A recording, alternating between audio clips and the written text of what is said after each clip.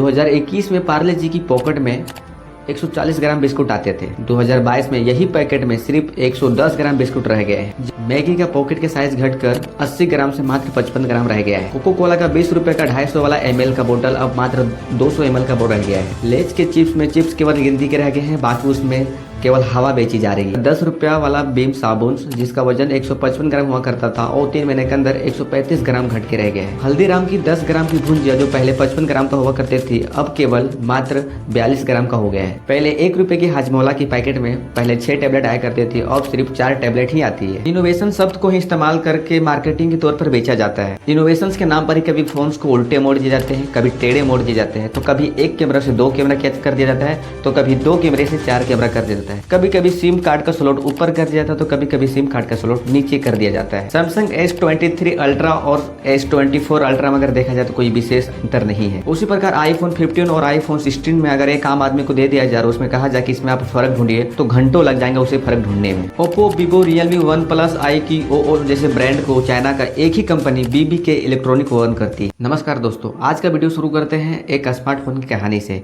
ये स्मार्टफोन जिसका बैटरी 3 से 4 साल से ज़्यादा नहीं टिकती है और 3-4 साल के बाद इसकी बैटरी इतनी बेकार हो जाती है कि आपको इसके बदले नया फ़ोन खरीदना ही पड़ता है। लेकिन सोच कर देखिए कि अगर इसी फ़ोन में अगर बैटरी को रिप्लेस करने का सिस्टम बनाया होता तो कितना अच्छा होता। बैटरी ख़राब हो जाने के बाद बहुत ही ईजी से इसको रिप्लेस किया जाता। एक ऐसा ऑप्शन कंपनी के द्वारा अगर डेवलप किया जाता तो कितना बेहतरीन होता, कितना सुविधा होता ग्राहकों के लिए, जो ग्राहकों को आज इतनी भारी फ़ोन 30-35 हज़ार का फ़ोन ना खरीदना पड़ता, बल्कि उसमें कुछ पैसे लगा करके उस बैटरी बैकअप को बेहतर किया जा सकता। लेकिन स्मार्टफोन में उसकी बैटरी को इस प्रकार सील किया जाता है कंपनी के द्वारा कि बैटरी नॉन रिप्लेसमेंट बन जाए। कंपनी हमें मजबूर करती है कि हम रेगुलरली नए फ़ोन खरीदें। इस चीज़ को कहा जाता है प्लान ऑब्सोलेसेंस। कंपनी जानबूझकर कुछ ऐसे ही प्रोडक्ट बनाती है जो कुछ समय चले और कुछ समय के बाद पूरी तरह से वो खराब हो जाए। इवन तो उसके पास टेक्नोलॉजी है बेहतर प्रोडक्ट बनाने की। जैसा कि काफी समय से कस्टमर ने एप्पल पर ये आरोप लगाया है कि एप्पल अपडेट के बाद मोबाइल को खुद स्लो करती है, जिससे ग्राहक को नया फोन उसको खरीदे। 2018 में इटली की कंपटीशन अथॉरिटी की एक इन्वेस्टिगेशन में सामने आया है कि फोन में सॉफ्टवेयर अपडेट करने के बाद उस फोन की परफॉर्मेंस पूरी तरह से खराब हो जाती है। इसी को लेकर उन्होंने एप्पल पर 1 करोड़ यूरोज और सैमसंग पर 50 लाख यूरोज का फाइन भी लगाया था। इन इन्वेस्टिगेशन में पाया गया है कि कंपनी के द्वारा सॉफ्टवेयर अपडेट डाला जाता है और जब सॉफ्टवेयर को अपडेट किया जाता है तो मोबाइल स्लो काम करती है, मोबाइल का परफॉर्मेंस खराब हो जाती है। और ये सब चीज़ें जानबूझकर कंपनी के द्वारा किया जाता है, जिससे कंपनी के न्यू प्रोडक्ट जो है मार्केट में उसे लोग खरीदते रहें और पुराने फोन को यूज ना करें। 2020 में भी फ्रांस ने भी कस्टमर को बिना बताए फोन को स्लो करने पर 2.5 लाख करोड़ यूरोज का फाइन लगाया था। यानी कि ये कंपनी आपका फोन जबरदस्ती स्लो कर रही है और आपको बता भी नहीं रही है कि सॉफ्टवेयर को अपडेट करने से आपका फोन स्लो हो जाती है। एप्पल ने भी खुद इस बात को स्वीकार किया है कि कुछ आईफोन पुराने होने पर स्लो हो जाता है, लेकिन उन्होंने बहाना दिया है कि ऐसा सिर्फ इसलिए किया जाता है कि आईफोन पुराना होने पर उसका बैटरी बैकअप पूरी तरह से खराब हो जाती है और मोबाइल को अनएक्सपेक्टेडली कभी भी बंद होने का खतरा बना रहता है। अब सवाल ये उठता है कि अगर ऐसा होता है तो आप अपने फोन में बैटरी रिप्लेसमेंट का सिस्टम क्यों नहीं डेवलप कर देते हैं? बैटरी को बदलने का सिस्टम क्यों नहीं आप जनरेट करते हैं? एक ऐसा ही खबर है कि एप्पल को अमेरिका में पैसे पे करने पड़े ग्राहकों को। एप्पल को टोटल 500 मिलियन ग्राहकों को वापस देने पड़े। लेकिन ये प्लान ऑब्सोलेसेंस कोई नया आइडिया नहीं है, बल्कि ये 100 साल पुराना आइडिया है।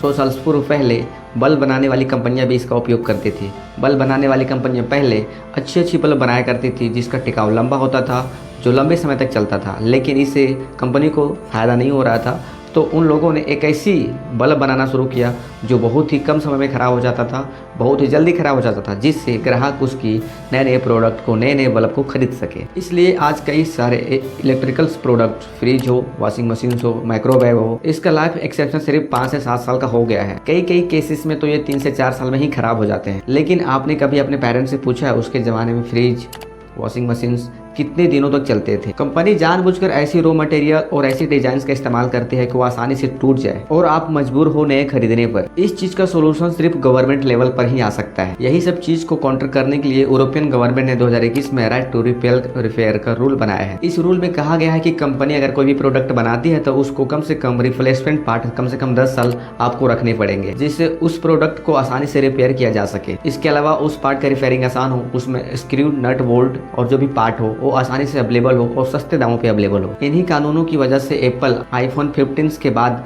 टाइप C चार्जर्स का इस्तेमाल करना शुरू कर दिया है। वही चार्जर एंड्रॉइड पर भी इस्तेमाल किया जा रहा है। एक ऐसी चार्जर जो यूनिवर्सल हो, जो आसानी से उपलब्ध हो। इससे पहले एप्पल मोबाइल चार्जर के लिए लाइटिंग कनेक्टर का इस्तेमाल करता था, जो उन्होंने खुद बनाया था। अगर आपको उस चार्जर को खरीदना पड़ता था तो आपको सिर्फ एप्पल के स्टोर पर जाकर आप उसे खरीद सकते थे, बाकी अन्य कहीं आपको नहीं मिलता था वो चीज़ें। दूसरा आइडिया आता है यहाँ पे श्रिंकफ्लेशन, जिससे कंपनी ग्राहकों को लूटती है। चलिए इसके बारे में भी जानते हैं। 2021 में पार्ले जी की पॉकेट में 140 ग्राम बिस्कुट आते थे। 2022 में यही पैकेट में सिर्फ 110 ग्राम बिस्कुट रह गए हैं। जब कई साल पहले जब बिस्कुट शुरू हुआ था तो इसी पैकेट में 250 ग्राम बिस्किट आया करते थे। इसी चीज को श्रिंकफ्लेशन कहा जाता है। टाइम के साथ साथ कंपनी अपनी प्राइस को नहीं बढ़ाती है, बल्कि अपने प्रोडक्ट को साइज को धीरे धीरे छोटी करती जाती है। मैगी का पॉकेट के साइज घटकर 80 ग्राम से मात्र 55 ग्राम रह गया है। कोको कोला का 20 रुपए का 250 वाला ml का बोतल अब मात्र 200 ml का रह गया है। लेज के चिप्स में चिप्स केवल गिनती के रह गए हैं, बाकी उसमें केवल हवा बेची जा रही है। ये सब चीजें टाइम के साथ साथ देखने को मिल ही रही थी कि कोविड-19 के बाद देखने को मिला कि 2022 में 3 महीने के अंदर 10 रुपया वाला बीम साबुन, जिसका वजन 155 ग्राम हुआ करता था, और 3 महीने के अंदर 135 ग्राम घट के रह गया है। हल्दीराम की 10 ग्राम की भुंजिया जो पहले 55 ग्राम का हुआ करते थी, अब केवल मात्र 42 ग्राम का हो गया है। पहले 1 रुपए की हाजमोला की पैकेट में पहले 6 टेबलेट आया करते थे, अब सिर्फ 4 टेबलेट ही आती है। ये चीजें इंडिया में नहीं बल्कि दुनिया में देखने को मिल रही है। इसके बाद आती है टिकटॉक बजवर्ड मिस यूज करने की। जो भी शब्द ट्रेंड में चल रही है उसका यूज करो कस्टमर को उल्लू बनाने के लिए। जो भी चीजें ट्रेंड में होती है उसको बहुत बड़ा अहम होती है मार्केटिंग में, और इसी का इस्तेमाल करके कंपनी ग्राहकों को कैसा उल्लू बनाती है। जैसे अभी के समय में AI शब्द बहुत ही ट्रेंड में चल रहा है। कंपनी अपने सामान बेचते हुए कहती है कि हमारी मशीन में AI पावर्ड है, हमारे प्रोडक्ट में डीप लर्निंग है, या फिर हमारे ये washing machine AI washing machine है। इन बड़े बड़े शब्द को इस्तेमाल करने से लगता है कि हाँ एक्चुअली में इसमें कुछ ना कुछ खास है, ये AI पावर्ड मशीन है, इसे तो खरीदना बनता ही है। लेकिन असल में ऐसा होता कुछ भी नहीं है। रेवोल्यूशनरी AI पावर फ्रिज जो आज के समय बेचे जा रहे हैं उसी का एक उदाहरण ले लेते हैं। असल में ये प्रोडक्ट प्री प्रोग्राम सिस्टम से चलती है, जिसका AI नाम दे दिया जाता है कंपनी के द्वारा। ऐसा ही है AI वॉशिंग मशीन, परंतु इस्तेमाल करने पर पता चलता है कि इसमें तो AI है ही नहीं, बल्कि बेसिक टेम्परेचर सेटिंग पर ये चीज़ें चल रही है। लोगों को नई चीज़ बेचने में मार्केटिंग का एक बहुत बड़ा रोल होता है, और कंपनी बड़े बड़े दावा भी करती है इस प्रोडक्ट के साथ। जैसा कि एक RO का ब्रांड की ही बात कर लेते हैं।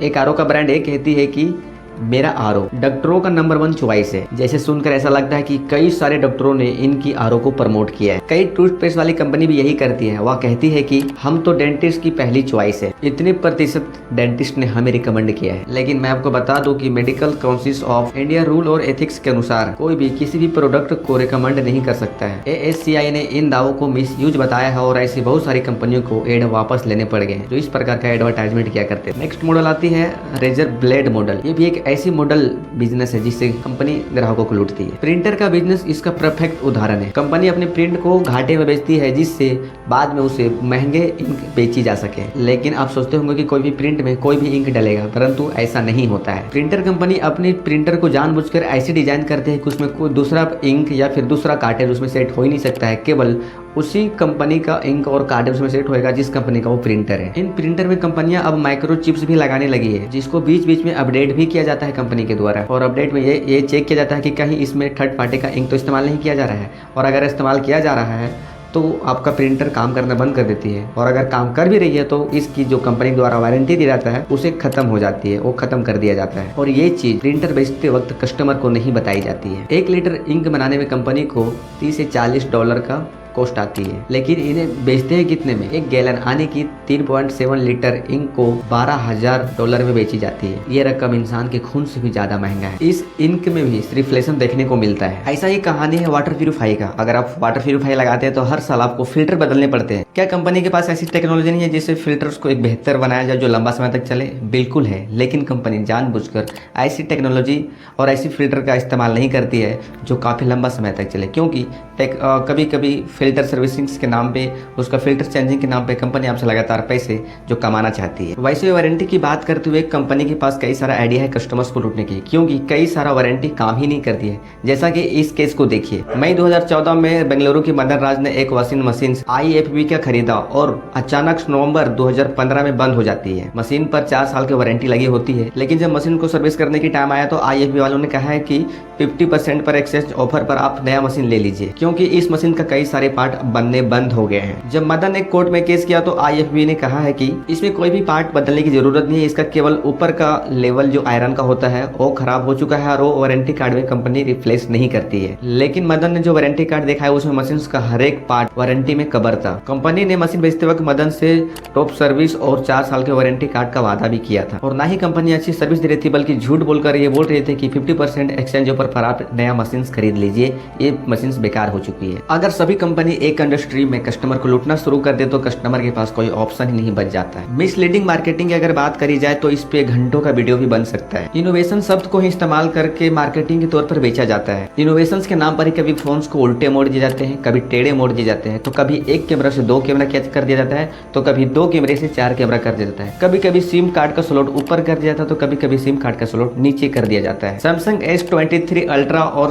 S24 अल्ट्रा में अगर देखा जाए तो कोई विशेष अंतर नहीं है। उसी प्रकार iPhone 15 और iPhone 16 में अगर एक आम आदमी को दे दिया जाए और उसमें कहा जाए कि इसमें आप फर्क ढूंढिए तो घंटों लग जाएंगे उसे फर्क ढूंढने में। Oppo, Vivo, Realme, OnePlus, iQOO OO जैसे ब्रांड को चाइना का एक ही कंपनी BBK इलेक्ट्रॉनिक ओन करती है। एक कंपनी अपने अलग अलग फोन्स को लॉन्च करती है। आपको लगता है कि आपके पास चॉइस है, लेकिन पीछे से एक ही कंपनी इन सारे फोन्स को लॉन्च करती है। कुल मिलाकर बात यही कहना है दोस्तों कि जागो ग्राहक जागो। सरकार को भी जरूरत है कि इन कंपनियों के खिलाफ कानून बनाए और उनके खिलाफ एक्शंस ले, जैसा कि बाहर की डेवलपमेंट कंट्री में किया जाता है। अगली बार आप जब भी इस प्रकार के अन्याय को होते हुए देखिए तो आप आवाज उठाइए, उस कंपनी को टैग करके ट्विटर हैंडल पर उसे ट्वीट कीजिए या फिर उस कंपनी को मेल कीजिए या फिर उस टॉपिक पर छोटा छोटा वीडियो बनाकर लोगों को अवेयरनेस फैलाइए। आप जितना ज्यादा आवाज उठाएंगे कंपनी उतना ही अपने प्रोडक्ट में बेहतर लाने की कोशिश करेंगे। नमस्कार, मैं हूं आपका दोस्त राहुल कुमार। हमारे साथ जुड़िए, हमारे चैनल को सब्सक्राइब कीजिए ताकि मैं भी उन चीज़ों को आपके बीच ला के रखूँ जो कंपनी आपसे छुपाती है और कंपनी कभी वारंटी कभी अन्य चीज़ों के नाम पर आपको मूर्ख बनाती है और आपसे पैसे वसूलने का काम करती है। नमस्कार।